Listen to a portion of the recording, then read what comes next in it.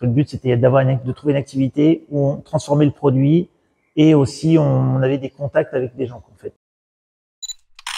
Marc Eudes, agriculteur, à Terre de Caux en Seine-Maritime. Donc on a 170 hectares répartis en blé, orge de printemps, colza, betterave, lin, pommes de terre. Et nous avons développé l'activité brassicole depuis 9 ans. C'est parti d'une idée un peu loufoque. Moi j'étais parti plus sur la vigne, mais chez nous c'était pas évident. Donc on a bifurqué sur la bière en prenant un coup dans un bar, en voyant que tout le monde était à la bière. Donc on s'est dit, bon, en tant qu'agriculteur, on peut faire la bière. Le but, c'était de trouver une activité où on transformait le produit et aussi on avait des contacts avec des gens, en fait. Parce que faire du blé, bon, tu bailles dans la fosse à Noriap. On faisait du lait, bon, on était tout le temps dans les vaches laitières, dans le bâtiment, t'as pas non plus trop de contacts. Donc cette activité-là, ça permettait d'échanger un peu. Et du coup, ça a pris de l'essor. Il y a 4 ans, on a arrêté les vaches laitières pour développer cette partie-là. Une bonne année, en fait. Le temps de faire la formation, parce qu'il fallait quand même se former. Le temps de voir les équipements, faire les équipements et faire les démarches, les douanes, voilà. Faire les locaux, aménager les locaux. Et donc, on a fait la formation en 2015 et on a commencé en 2016. Avec la formation, bon, tu apprends à faire tes recettes. Et après, quand on échange avec d'autres brasseurs, sur les forums aussi, les fournisseurs de malt aussi ont des recettes. Voilà, après on fait des essais. Donc Sharon maintenant a fait pas mal, c'est des essais de 20 litres. Et on a fait des nouvelles recettes, bière à l'hibiscus, au yuzu, des choses comme ça. Tous les ans, il faut apporter un peu de nouveauté. En fait, on a 2 gammes de bières. On a la Goden, c'est notre marque principale. Et on a la gamme, la 76. Donc c'est une gamme qu'on a vraiment redéveloppée il y a 2 ans avec Jean-Baptiste, notre commercial. On a des bières un peu plus spécifiques et donc on a une bière au lin. Donc on a fait lin noisette, lin banane, lin nature. Ça permet de mettre en avant la culture et notre spécificité fermière. Alors nous on met en avant aussi qu'on a une bière fermière du fait qu'on produit l'orge. Bon, on essaye de mettre en avant fermier parce qu'il y a beaucoup de brasseurs, c'est des artisans, ils achètent le malt, ils ont pas forcément les origines non plus. Enfin voilà, que nous on sait que c'est là et c'est notre force du terroir. Donc là on est dans un champ d'orge de Planète. L'orge on la stocke, il y a une période de dormance, il faut 2 mois à peu près, pour que le grain assimile qui doit germer, reproduire.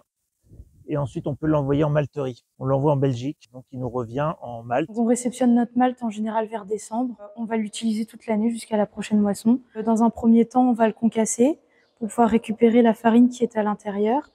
La farine, elle est riche en enzymes et en amidon, des matières premières très utiles pour la suite de la fabrication. Donc le malt va arriver par le tuyau blanc que vous voyez juste en haut, tomber dans cette cuve-là, qui est la cuve d'empâtage. Donc on va mélanger ce grain avec de l'eau chaude chauffée à peu près 68 degrés pendant 1h30. Et donc la chaleur va activer les enzymes présentes dans la farine. Et ces enzymes vont venir découper les molécules d'amidon pour transformer ça en sucre. Nous, notre but, c'est d'avoir vraiment un jus très sucré pour pouvoir fabriquer de l'alcool après. Donc une fois qu'on a la concentration de sucre souhaitée, on va filtrer le tout pour retirer les grains. Donc pour ça, on va envoyer notre mou, directement dans la cuve de filtration, donc la cuve qui est juste à côté au fond. Donc dans le fond, il y a une grille qui va retenir les grains et laisser passer que le jus par en dessous. Et donc ce jus va retourner directement dans la cuve de départ, donc la cuve d'empâtage. Une fois que notre jus sucré est retourné dans la cuve de départ, on va porter le tout à ébullition pendant 1h à 1h30. Donc c'est à cette étape-là qu'on va rajouter le houblon, les épices pour donner du goût. Ensuite, on va refroidir notre bière et on va l'envoyer directement dans les fermenteurs qui sont juste derrière. C'est là qu'on va pouvoir ajouter les levures. Les levures vont réagir avec le sucre présent dans la bière et elles vont fabriquer de l'alcool et du CO2. À la fin de la fermentation, qui dure à peu près 1 semaine, on va laisser notre bière dans la cuve pendant 2 semaines de nouveau pour qu'elle gagne en caractère et que les levures puissent se décanter tranquillement dans le fond de la cuve. Donc au total, il s'est écoulé 3 semaines. Et donc à l'issue de ces 3 semaines, on va prendre notre bière et la mettre dans la cuve de resucrage qui est juste ici, où on va ajouter du sucre. Le sucre va réactiver le peu de levure encore présente. Et on va mettre cette bière aussitôt en bouteille. Du coup, les levures vont retravailler, refaire de l'alcool et du CO2. Et c'est ce qui va faire qu'on obtient une bière pétillante à la fin, parce que dans la bouteille, le gaz ne peut pas s'échapper. On vend quand même pas mal sur les supermarchés. On a notre base de magasins, mais c'est vrai qu'ils font rentrer de plus en plus de références. Donc des fois, là où tu étais 1 ou 2, maintenant tu es 5 ou 6. Donc forcément, ça dilue le chiffre. Le plus gros des ventes, c'est vraiment le magasin, les supermarchés en premier. Ensuite, les cavistes, magasins spécialisés.